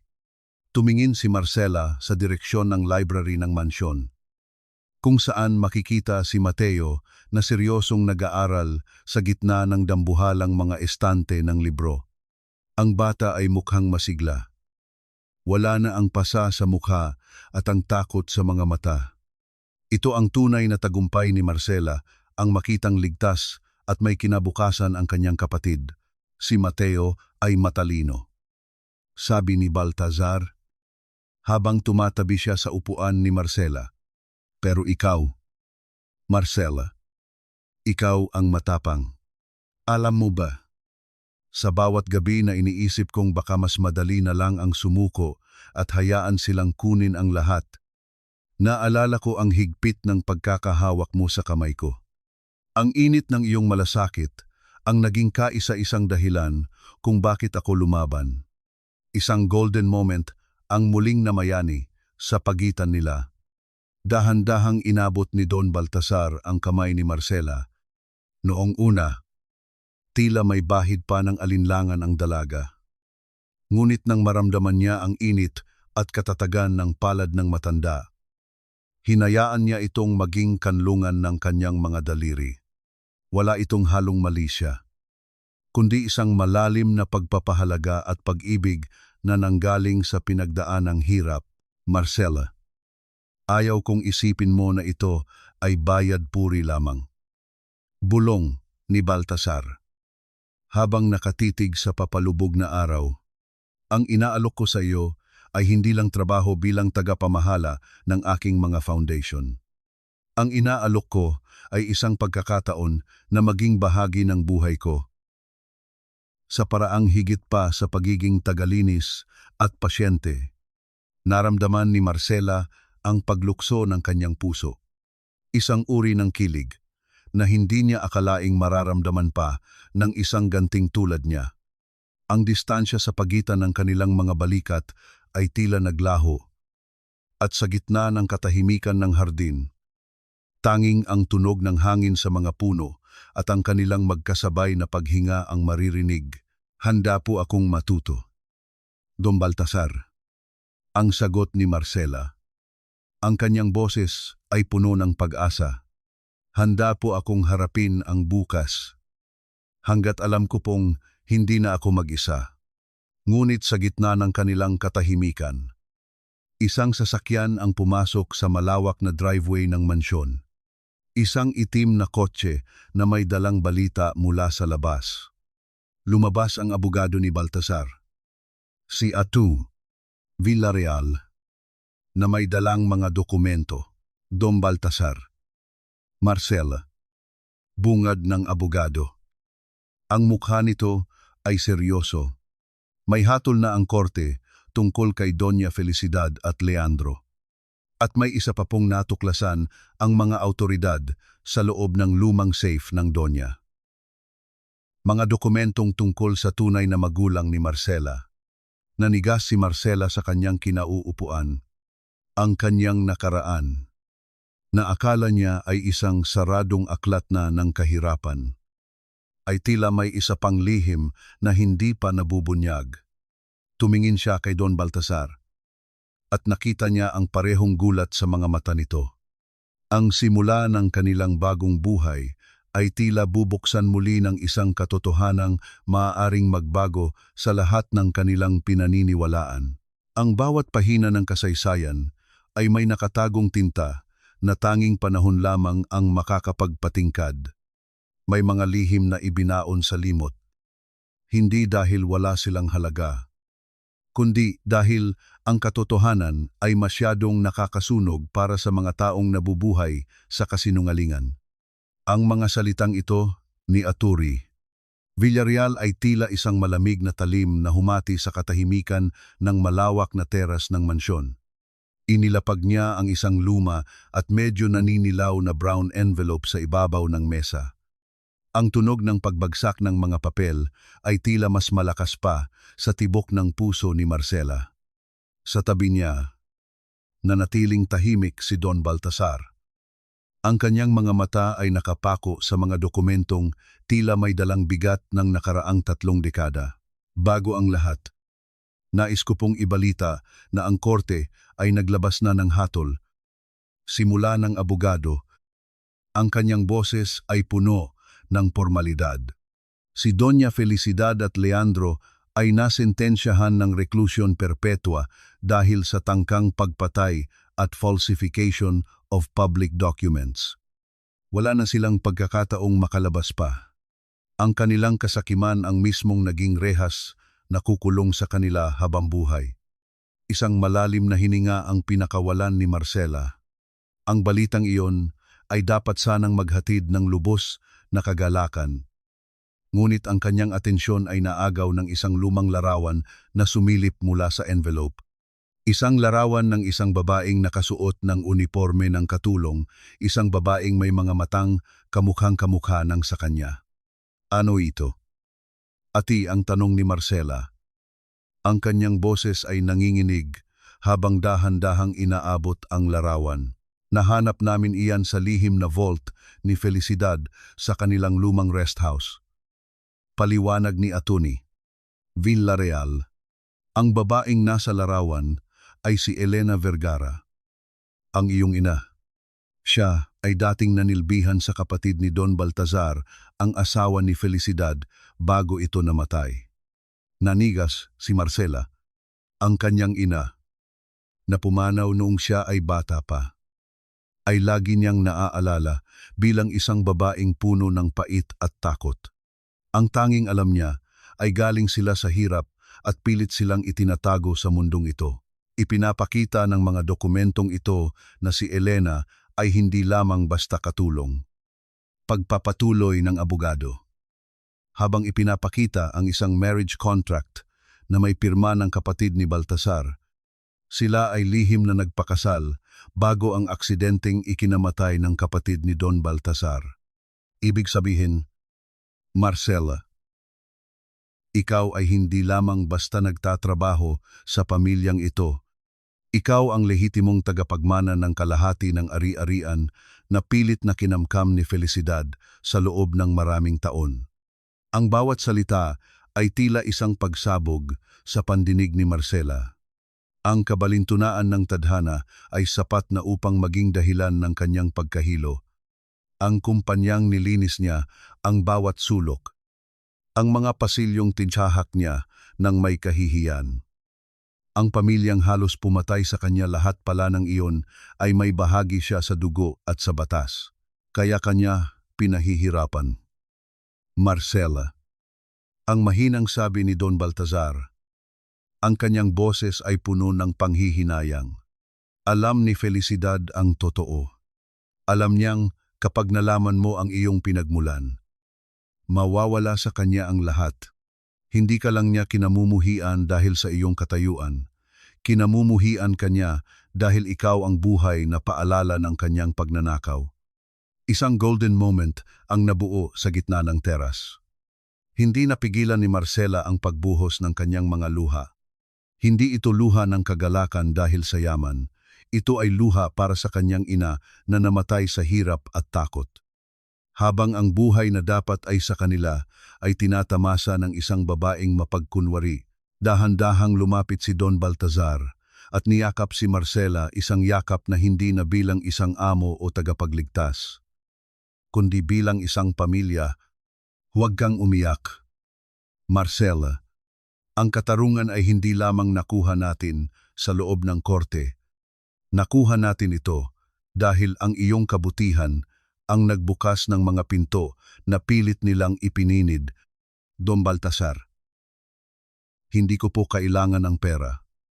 Hikbi ni Marcela habang nakasandal sa balikat ng matanda. Ang kailangan ko lang po ay malaman na ang nanay ko ay hindi nagkamali sa pagpili ng taong mamahalin niya. At napatunayan mo iyon. Marcela, sabi ni Baltazar habang hinahaplos ang buhok ng dalaga. Ang iyong dugo ay nananalaytay sa pamilyang ito. Pero ang iyong puso ang tunay na nagpakarangal sa pangalang Montalban.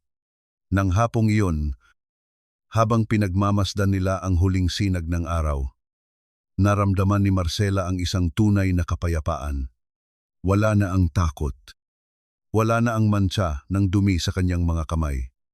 Ang bawat kalyo sa kanyang palad ay naging medalya ng kanyang katapangan. Si Mateo ay lumabas mula sa library at niyakap ang kanyang ate. Dalawa silang nakatayo sa harap ng malawak na lupain. Hindi na bilang mga langgam na nag-iipon ng mumo, kundi bilang mga agila na handa ng lumipad sa sarili nilang langit. Ang kwento ng tagalinis na si Marcela ay natapos na rito. At nagsimula na ang kwento ng isang babaeng nagpabagsak sa isang imperyo gamit lamang ang kanyang basahan at ang kanyang walang hanggang katapatan. Ang buhay ay hindi isang tuwid na kalsada na madaling lakarin. Ito ay isang mapaghamong landas na puno ng mga tinik at hukay. Ngunit sa dulo nito, ang liwanag ay laging naghihintay para sa mga pusong hindi sumuko sa gitna ng dilim. Isang taon na ang lumipas mula nang yanigin ng katotohanan ang mga pader ng Montalban Group sa loob ng Women's Correctional Facility. Ang hangin ay tuyot at amoy luma, malayo sa bango ng mga mamahaling pabango na dating bumabalot kay Doña Felicidad. Nakaupo ang dating makapangyarihang babae sa likod ng makapal na salamin. Ang kanyang mukha ay puno na ng mga kulubot at ang kanyang mga mata ay wala ng ningning. Ang kanyang mga kamay, na dati ay puno ng mga dambuhalang brilyante, ay nanginginig na ngayon habang nakahawak sa telepono. Sa kabilang panig ng salamin, nakaupo si Marcela. Nakasuot siya ng isang simpleng asul na blusa. Ang kanyang buhok ay maayos na nakatali. At ang kanyang mukha ay nagpapakita ng isang uri ng kapayapaan na hindi kayang nakawin ng sinuman. Hindi siya napunta rito upang manira o magyabang. Napunta siya rito upang tuluyan ng putulin ang tanikala ng nakaraan. Bakit ka pa narito? Marcela, upang pagtawanan ang aking kalagayan ang paos na tanong ni Felicidad. Ang kanyang boses ay tila isang tuyong dahon na hinahampas ng hangin. Narito po ako dahil gusto ko kayong patawarin. Doña Felicidad. Ang banayad na sagot ni Marcela, hindi dahil karapat-dapat kayo sa kapatawaran, kundi dahil karapat-dapat ang puso ko sa kapayapaan. Ang galit na itinanim nyo ay hindi ko hahayaang tumubo sa aking buhay. Inilapag ni Marcela ang isang maliit na rosaryo sa ibabaw ng mesa bago siya tumayo. Ang katarungan ay tapos na sa kanyang tungkulin. Ngayon, ang tanging kailangan nyo na lamang gawin ay harapin ang inyong sarili. Iniwan ni Marcela ang kulungan nang hindi lumilingon. Sa labas, sinalubong siya ng sikat ng araw at ng malawak na langit. Sumakay siya sa kanyang sasakyan at nagtungo sa ospital, ang lugar kung saan nagsimula ang lahat. Ngunit sa pagkakataong ito, hindi siya dumaan sa pintuan ng mga empleyado. Pumasok siya sa main lobby, kung saan nakasabit ang isang bagong plaka, the Marcela Vergara Foundation, serving the unheard and the underserved. Bilang tagapamahala ng foundation, ang misyon ni Marcela ay tiyakin na wala ng contractual worker o tagalinis ang makakaranas ng pang-aapi sa loob ng institusyong iyon. Habang naglalakad siya sa pasilyo, nakita niya ang isang batang tagalinis na seryosong nagpupunas ng sahig. Uminto si Marcela. Lumapit sa dalaga at dahan-dahang hinawakan ang balikat nito. Galingan mo. Anak, ang bawat kuskus mo sa sahig na iyan ay isang paraan ng paglilinis sa mundo. Huwag mong kakalimutan na ang dangal mo ay hindi nakadepende sa hawak mong basahan. Bulong ni Marcela. Sabay abot ng isang mainit na ngiti na nagbigay ng pag-asa sa batang babae. Nang hapong iyon, sa hardin ng mansyon, nagtipon ang pamilya. Si Mateo, na ngayon ay isa ng top law student at aktibong tumutulong sa mga legal aid clinics, ay masayang nagkukwento tungkol sa kanyang mga pangarap. Si Don Baltazar naman, naganap ng nakarecover bagaman kailangan pa rin ng baston, ay nakatanaw sa malayo nang may pasasalamat sa kanyang mga mata. Marcela, tingnan mo ang langit, sabi ni Baltasar habang dahan-dahang hinahawakan ang kamay ng dalaga. Ang araw ay lumulubog, pero alam nating bukas. Muli itong sisikat ng may dalang bagong pag-asa. Opo, Don Baltasar, sagot ni Marcela, habang isinasandal ang kanyang ulo sa balikat ng matanda. Salamat po dahil pinili ninyong maniwala sa akin noong ang lahat ay nakatalikod. Salamat sa iyo, Marcela, dahil itinuro mo sa akin na ang tunay na kayamanan ay hindi nasusukat sa laki ng kumpanya, kundi sa tibay ng integridad at lalim ng pagmamahal. Sa ilalim ng dahan-dahang pagdidilim ng langit, ang mansyong dati ay puno ng mga anino ng kasakiman ay naging isang tahanan ng tunay na liwanag. Ang kwento ni Marcela Vergara ay isang patunay na kahit ang pinakamaliit na insekto ay kayang magpabagsak ng isang dambuhala. At ang pinakamalakas na bagyo ay laging sinusundan ng isang payapang bahaghari. Ang bawat patak ng pawis, bawat luhang dumaloy, at bawat sampal na natanggap ay naging bahagi ng isang dakilang obra maestra ng tadhana. Sa huli, ang pag-ibig, katarungan, at kapatawaran ang siyang nanatili ang tanging mga bagay na tunay na mahalaga sa mundong ito.